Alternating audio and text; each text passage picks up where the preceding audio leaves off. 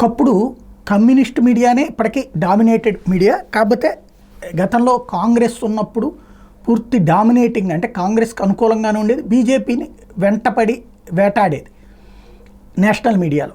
ఆ తర్వాత కాలంలో బీజేపీ తొలిసారి అధికారంలోకి వచ్చిన అలాంటి వేటే కొనసాగించింది 70% ఆఫ్ మీడియా. అప్పుడు ఆ రిపబ్లిక్ టీవీ ఒకటే ఉండేది బీజేపీకి అనుకూలంగా. తర్వాత సెకండ్ ట్రిప్ గెలిచేటప్పటికి ఇక అప్పటి నుంచి మీడియా దారికి వచ్చింది.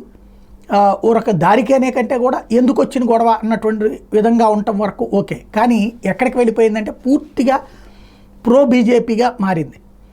ఆ తర్వాత ఇప్పుడు మొన్న ఎప్పుడైతే మూడోసారి గెలిచినప్పుడు సీట్లు తగ్గినాయో అప్పటి నుంచి మళ్ళీ రివర్స్ బిగిన్ చేసి మోడీని దెబ్బ కొట్టడానికి ఒక సెక్షన్ ఆఫ్ మీడియా, ఒక 20-30% మంది ఇప్పుడు రంగంలోకి దిగారు.